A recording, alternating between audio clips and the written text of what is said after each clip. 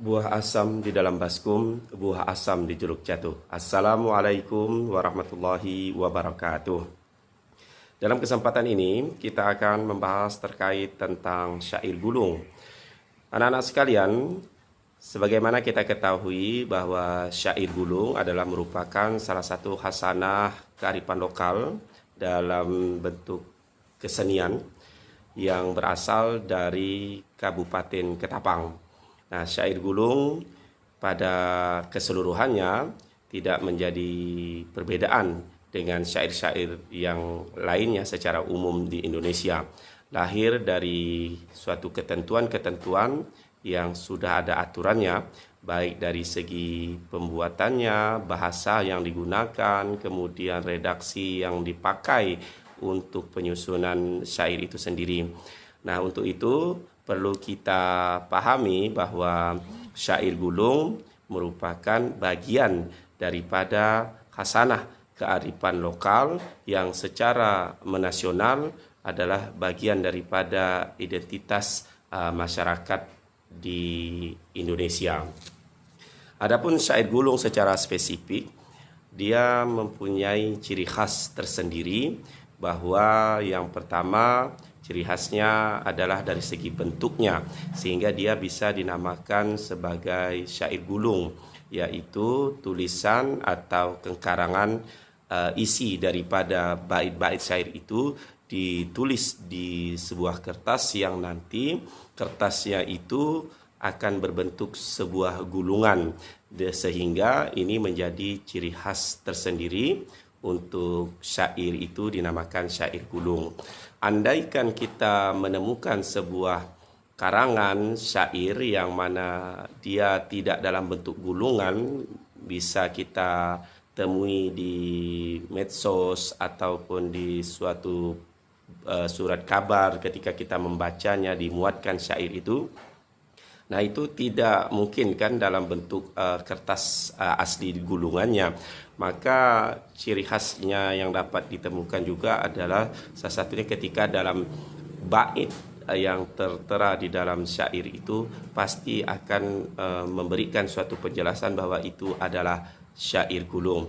Biasanya terletak pada bait-bait pertama, sebagaimana contoh ketika dalam suatu bait syair itu, Assalamualaikum warahmatullahi, izinkan saya membaca madah dengan awal membaca bismillah.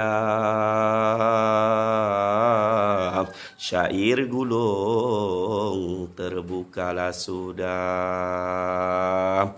Nah, ini kan kita tidak megang teksnya, naskahnya gitu kan, tapi ketika kita mendengarnya kita tahu, oh ini pesyairnya mendendangkan sebuah syair yang merupakan syair gulung, karena sudah jelas bahwa ada kata syair gulung di dalam bait ataupun madah yang dibacakan. Nah, lalu syair gulung ini sekarang sudah mendapatkan pengakuan sebagai suatu warisan kebudayaan yang murni berasal dari Kabupaten Ketapang, Kalimantan Barat. Dan kita perlu mengapresiasi ini, sehingga kita harus tetap menjaga dan melestarikan keberadaannya. Bersamaan dengan sejarah berkembangnya Kabupaten Ketapang dari kisah-kisah kerajaan-kerajaan seperti Tanjung Pura dan seterusnya hingga sampai pada hari ini, tentu itu adalah merupakan salah satu fase keberadaan syair gulung dari sejak dahulunya. Nah, ini membuat kita mendapatkan suatu warisan tertua tentang adanya syair gulung di Kabupaten Ketapang.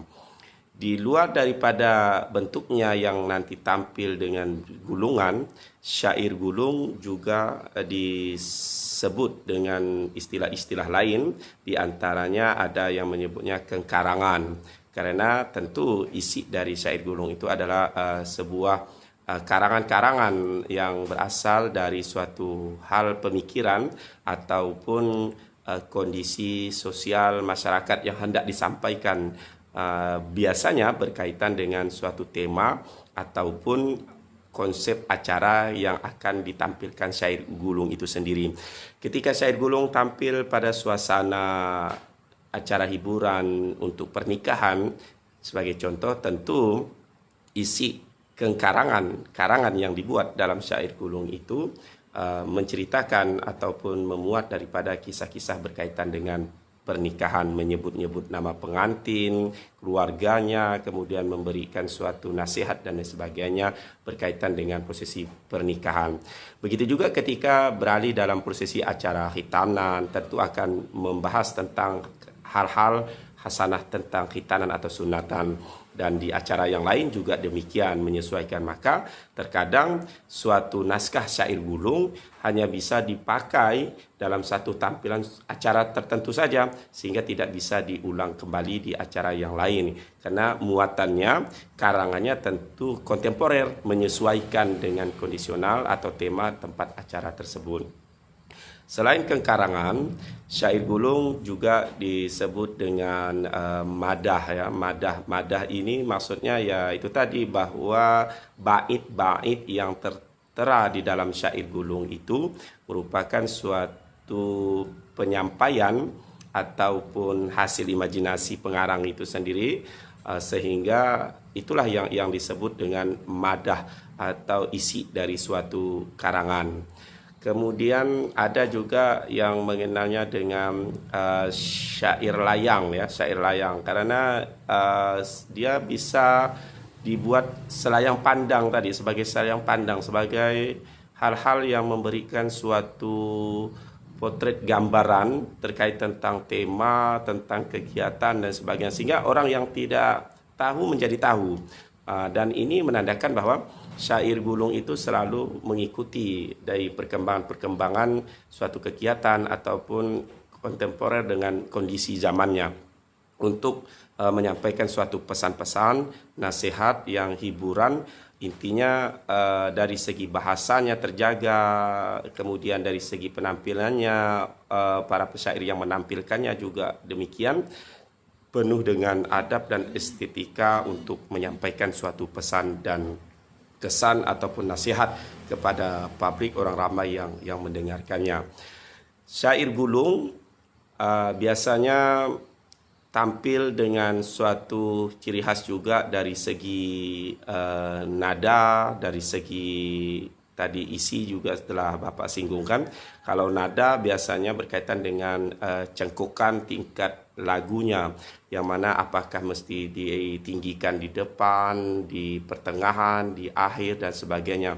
Itu kembali kepada kebiasaan ataupun senangnya seorang penyair untuk menampilkan dengan langgam lagu gaya apa yang dia mau. Seperti contoh diantaranya seperti lagu Seluang Beranyut ya, Awang Leman, kemudian Siti Jubaidah, kemudian ada yang lagu-lagu yang diselaraskan dengan penampilan ketika orang membaca Sirah Al-Barjanji ya, mengikuti siqah nada yang ada di dalam penampilan orang-orang Al-Barjanji, mengayunkan nana dan saya mengalun-alun.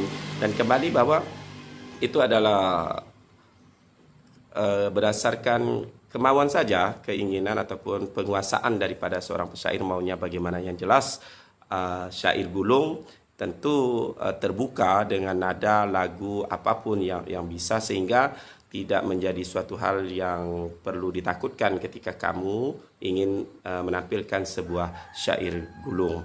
Nah, di dalam naskah syair gulung yang dibuat itu setidaknya bahwa ada ketentuan-ketentuan yang sudah pakem, yang intinya itu bagian daripada identitas bahwa itu adalah syair gulung. Salah satunya yang bait pertama dalam suatu kekarangan madah syair gulung itu mesti memuat daripada pengucapan salam, kemudian mengucapkan rasa syukur kepada Allah Subhanahu wa taala. Salah satunya mengucapkan kalimat alhamdulillah, setidaknya ada termuat di dalam bait-bait naskah itu. Yang pertama, tapi bait yang pertama. Kemudian dilanjutkan dengan ada bait yang memuji bersalawat kepada Nabi. Dan setelah itu barulah dilanjutkan dengan isi-isi syair sesuai dengan temanya.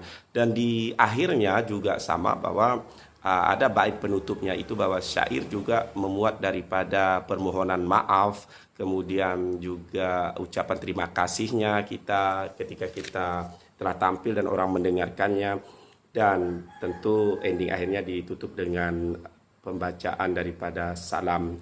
Nah, ini penting bahwa syair gulung ini mempunyai ciri khas tersendiri. Kemudian dari segi bahasa penggunaannya, tentu kita mengakui syair gulung sebagai hasanah peninggalan daripada Kabupaten Ketapang.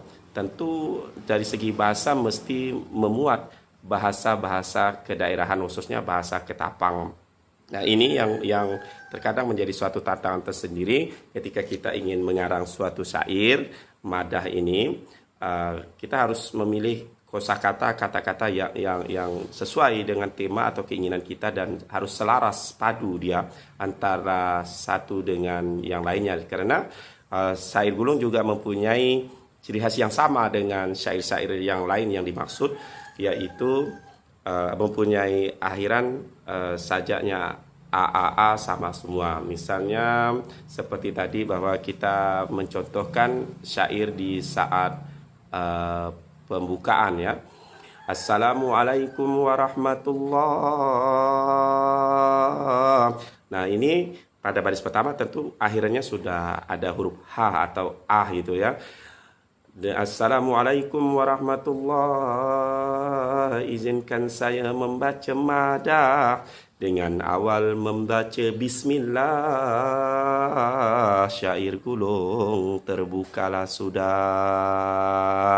Nah, itu kan haha semua. Ini yang namanya syair, bukan mantra, bukannya sihir. Bukanlah maksud saya untuk menyindir, hanya sekedar menghibur bagi yang hadir. Nah, itu akhirannya tentu logatnya ir atau secara huruf diakhiri dengan huruf yang sama, yaitu huruf R. Dan ini penting sekali bahwa di syair gulung itu ya tetap syair dengan sajak yang sudah pakem tadi, bukan dalam bentuk pantun yang dilogatkan dalam bentuk syair sehingga akhirannya tidak sama gitu. Mengingat bahwa syair itu semuanya adalah merupakan isi, jadi memberikan suatu penjelasan. Kalau pantun kita sudah sepakat bahwa ada berisi sampiran dan isi ada sampirannya. Nah, kalau syair, khususnya juga syair gulung, semua adalah bagian daripada isi. Nah, biasanya syair gulung ini juga begitu isinya disesuaikan dengan bahasa yang harus nyambung. Nah, yang perlu juga dipahami adalah penggunaan bahasa kosakata yang akan kita pilih. Setidaknya harus mengedepankan adab, mengedepankan sopan santun, tata krama. Nah, sehingga mesti dikemas dengan baik, wabil khusus ketika kita ingin memberikan suatu, baik itu goyoan atau ada sisi hiburan yang membuat audiens, pendengar atau orang lain ketawa gitu ya, dengan satu hal bahwa tidak untuk menjatuhkan aib orang lain. Kemudian juga dalam segi memasukkan nama-nama orang tentu harus menyesuaikan juga. Kemudian jangan sampai membuat suatu hal yang menjadi sara gitu ya, karena isi naskahnya atau sebagainya, dan lebih-lebih ada unsur yang sifatnya fitnah, hoax gitu atau hoax gitu ya, dan isinya mesti sesuai dengan fakta dan realita. Itu yang harus dikedepankan. Nah, syair gulung ketika dia tampil, digunakan untuk tampil gitu ya. Nah, maka dia biasa tersimpan biasanya pada masa-masa dahulu, karena prosesi acara yang lebih besar tidak lepas dari misalnya gawai acara orang menikah, gawai orang khitanan dan sebagainya, yang mana dalam prosesi itu ada suatu perabahan yaitu bunga telur ya di tempat wadah Astaguna. Nah, disitulah di Astaguna inilah nanti